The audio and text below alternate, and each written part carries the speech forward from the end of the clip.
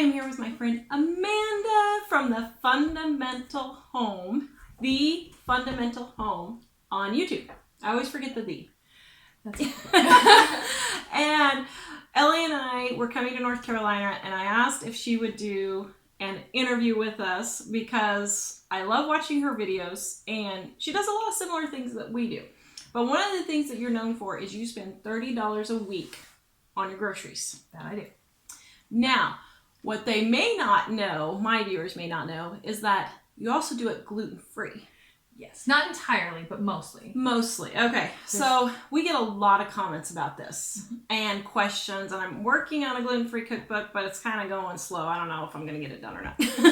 So I would like tips from you on how you live gluten-free, because I know how I do it, and quite frankly, it's pretty simple, but I'd like to get another point of view because it sometimes helps to see if more than one person is doing something to get different ideas. So how do you guys cook gluten-free but only $30 a week, and you have 5 people with 3 teenagers in your family?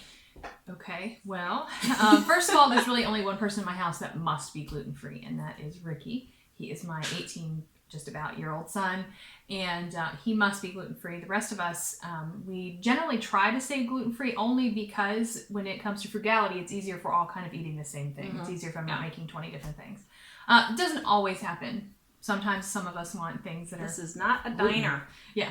But it just depends on what's going on, how we're doing it. But generally speaking, we do try to stay gluten-free. And I think the main thing that I always suggest to people when they are going gluten-free and they're trying to do it on a budget is keep it simple. Yeah. I think the processed foods are going to be your most expensive items when it comes to going gluten-free.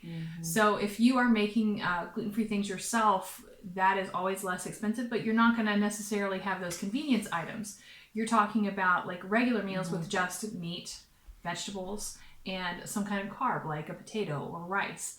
And that's a pretty simplistic meal. You know, we don't like a lot of pasta anyway. Yeah. However, we do, when we find a good bargain on it, pick up some gluten-free pasta. You too. And we have it on occasion. But so we're not completely doing without it. It's just when we can find it for a good deal and can afford to make it happen. And gluten-free pasta, and well, first of all, gluten-free now is so easy. When I started it 6 or 7 years ago, nothing was gluten-free, and you didn't know, and nothing was labeled, and we didn't have gluten-free pasta and that kind of thing. And now I can get, in Colorado, you guys have a bunch of discount stores here that we don't have.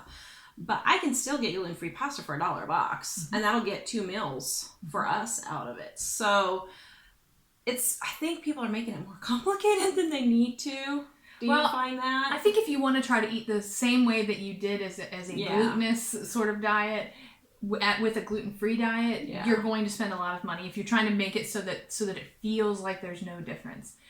There is a measure of actually changing what you eat to a degree. I mean, you really can't have... If you eat pasta all the time, you're probably not... Even though it is inexpensive, you're probably not going to have your most extreme or best grocery budget possible. That's probably not going to happen. Yeah. So there is a measure of changing what you eat to accommodate the fact that you are eating differently now.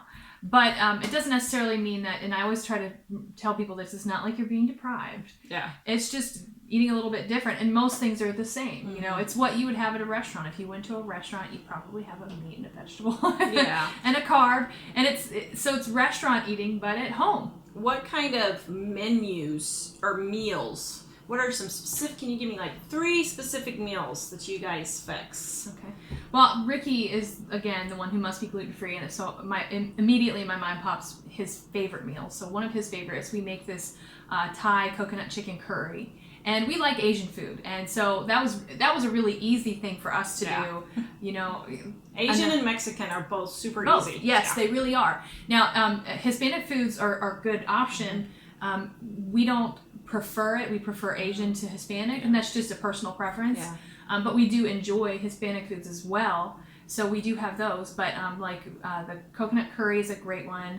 We also do fried rice. I mean, that's pretty simple. Yeah. You just have to, soy sauce is not gluten-free. You have to get a gluten-free version, the tamari, I think it's called.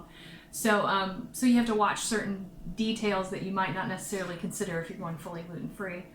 But so Ricky likes those Asian versions. He also likes like potato soup. A lot of soups are super, super. They're super easy. That's funny. Yeah. They're super easy to do. do gluten-free stews, like potato soups. Yeah, potato soup is his favorite. Every year he wants potato soup for his birthday, and so we make that, and that's no problem. Yeah, bean soups are really You're just going to thicken it with a gluten-free flour, and we do keep or cornstarch. I do cornstarch. Yes, or cornstarch, yes. Mm-hmm. Or arrowroot. Yes, I mean, there's a lot of options, but those are affordable options as well. Yeah, and some of the things that we cook gluten-free would be like tacos, soft or hard with corn tortillas. We would make green chili and put them in corn tortillas or over rice, which isn't quite the traditional way to do it, but it's really delicious. And we'll just have grilled chicken with vegetables and rice. We eat that a lot. And just keep it really simple. Don't try to overwhelm yourself with trying to eat like you did before. Yes. You can make some breads, like in Dining on a Dime we have pumpkin bread and apple bread. Those transfer fairly well with a good gluten-free flour, but you're not going to be able to make homemade sandwich bread that's going to be really soft and fluffy like sandwich bread. It just doesn't happen. No, there's a few store-bought that are pretty good, but they're super expensive. They're like $7 a loaf, so you got to really decide how much you really want that toast. You know. Now, see, at our discount store, I do make use. Our discount store often has great prices on discounted gluten-free items. Good. And so gluten-free bread, like I recently got rye gluten-free bread for $4 Yeah. And it was the Udi's brand, and they're really normally expensive. So I pick it up. I paid like $7. It's we just freeze it and we make the most of it. But it does kind of help that Ricky, the one who's mostly gluten-free, and the rest of us, we really don't like bread we'll like pumpkin bread. I mean, that's delicious. Yeah. But we're talking about we don't make sandwiches a lot. If anything, we'll do like a wrap with a flatbread. So you can make gluten-free tortillas pretty easily, the same way that you would a regular tortilla. So those are, to us, that's what we prefer.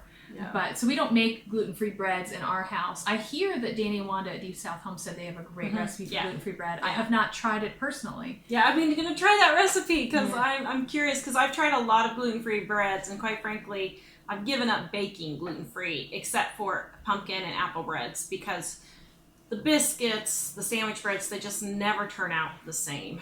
At least not for me. But. Now, I've had success with gluten-free cookies, because the gluten-free cookies are good. We make them with pumpkin.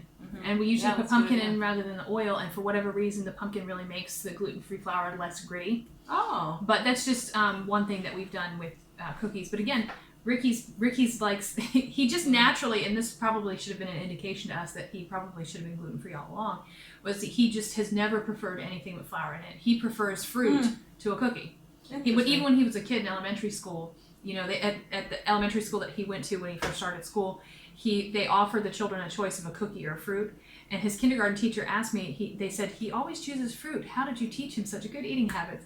And I didn't really teach him that. That was just his personal preference, and I think that's something that's reflected. So, he has fruit rather than a cookie most of the time, but if he feels like it, there are options. And that's interesting because our third child, Dave, he had a milk allergy when he was little, and he doesn't have an allergy now.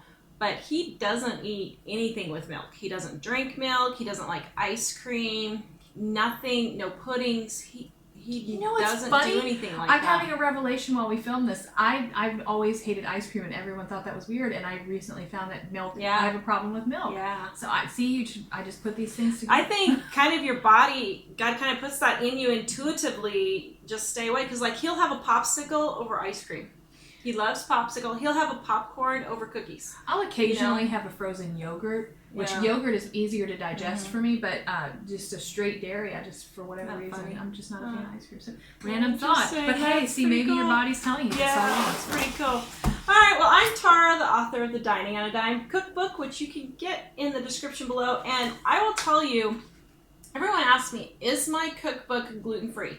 No, it's not. I wrote this before I had to be gluten-free, but I will tell you that the majority of the over 500 recipes in here, I have 1,200 recipes and tips. So just the recipe portion of here, I would venture to say that probably 450 are gluten-free or could easily be substituted. So like the fried zucchini, I could use a gluten-free flour for, fried zucchini, or the pumpkin bread, like I said, it easily changes. And so I would say the only things you couldn't really make in here would be the pie crust and maybe the homemade bread. the yeast breads and those kinds of things. But anyway, thank you. Please check out Amanda at The Fundamental Home on YouTube. And I will put the link in the description below. And she very graciously let us stay at her house this last night also. So we appreciate that too. We've had a blast. Yeah, I'm glad you came. We'll visit you. Well, I was so close. We'll see you guys next time. Please visit us at livingonadime.com and The Fundamental Home.